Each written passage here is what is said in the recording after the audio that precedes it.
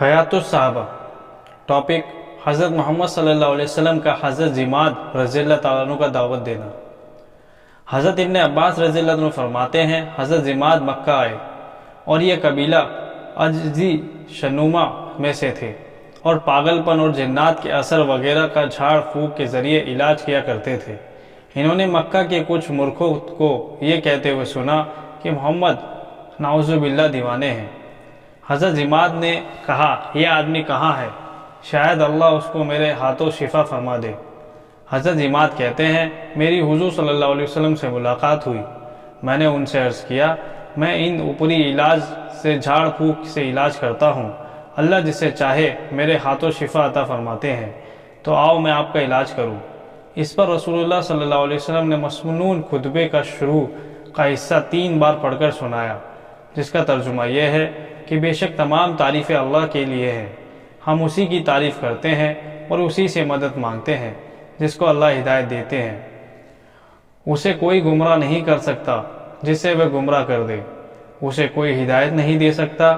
میں اس کی گواہی دیتا ہوں کہ ایک اللہ کے سوا کوئی معبود نہیں اور اس کا کوئی شریک نہیں۔ حضرت زماد نے خطبہ سن کر کہا، اللہ کی قسم، میں نے کاہنوں اور جادوگروں اور شاعروں کے کلام کو بہت سنا ہے، لیکن ان جیسے کلمات کبھی نہ سنے۔ لائیے، ہاتھ بڑھائیے، میں آپ سے اسلام پر بیعت ہوتا ہوں۔ چنانچہ ان کو حضور صلی اللہ علیہ وسلم نے بیعت فرما لیا اور اس نے فرمایا کہ یہ بیعت تمہاری قوم کے لیے بھی ہے۔ حضرت زماد نے عرض کیا، بہت اچھا، میری قوم کے لیے بھی ہے۔ چنانچہ بعد میں حضور صلی اللہ علیہ وسلم نے ایک ٹکڑی بھیجی جن کا حضرت زماد کی قوم پر گزر ہوا، تو ٹکڑی کے امیر نے ساتھیوں سے پوچھا، کیا تم نے اس قوم کی کوئی چیز لی ہے؟ تو امیر نے کہا، وہ ان کو واپس کر دو کیونکہ حضرت زماد کی قوم ہے۔ ایک روایت میں ہے کہ حضرت زماد نے حضور صلی اللہ علیہ وسلم سے عرض کیا کہ یہ کلمہ آپ دوبارہ سنائیں، کیونکہ یہ کلمہ بلاغت میں سمندر کی گہرائی کو پہنچ گئے ہیں۔ حضرت عبد الرحمن ادوی کہتے ہیں، حضرت زماد رضی اللہ عنہ نے فرمایا، میں عمرہ کرنے کے لیے مکہ گیا، وہاں میں ایک مجلس میں بیٹھا جس میں ابو جہل، عتبہ بن ربیع، امیہ بن خلف تھے۔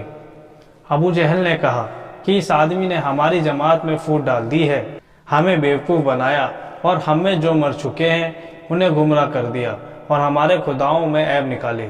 امیہ نے کہا، اس آدمی کے پاگل ہونے میں کوئی شک نہیں، نعوذ باللہ۔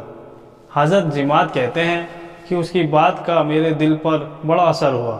میں نے اپنے جی میں کہا، میں بھی جنوں وغیرہ کا علاج کر لیتا ہوں۔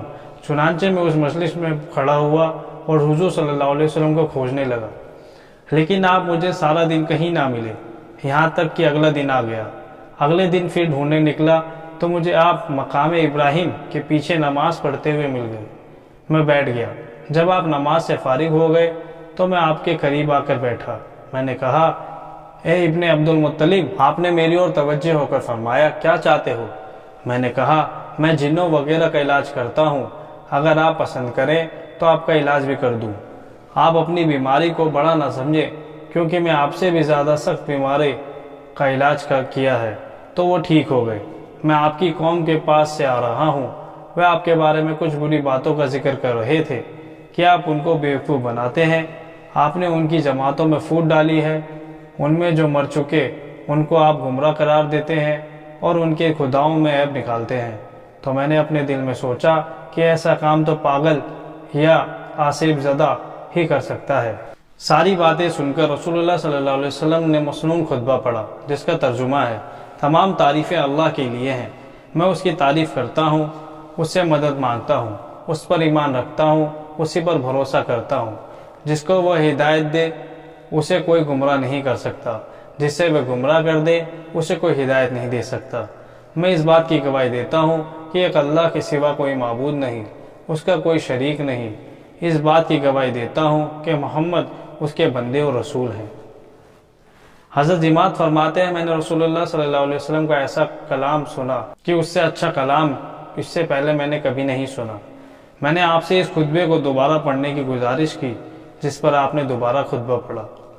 پھر میں نے کہا، آپ کس چیز کی دعوت دیتے ہیں؟ آپ نے فرمایا، میں اس چیز کی دعوت دیتا ہوں کہ تم ایک اللہ پہ ایمان لاؤ جس کا کوئی شریک نہیں، بتوں کی غلامی سے اپنے آپ کو آزاد کر لو، اس بات کی گواہی دو کہ میں اللہ کا رسول ہوں۔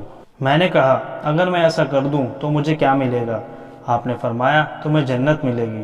تو میں نے کہا میں اس بات کی گواہی دیتا ہوں کہ ایک اللہ کے سوا کوئی معبود نہیں، جس کا کوئی شریک نہیں، اور اپنی گردن کو بتوں سے اتار کر اس نے الگ ہونے کا اظہار کرتا ہوں۔ اس بات کی گواہی دیتا ہوں کہ آپ اللہ کے بندے اور رسول ہیں۔ پھر میں آپ کے ساتھ رہنے لگ گیا، یہاں تک کہ میں نے قرآن شریف کی بہت سی صورتیں یاد کر لی۔ پھر میں اپنی قوم میں واپس گیا۔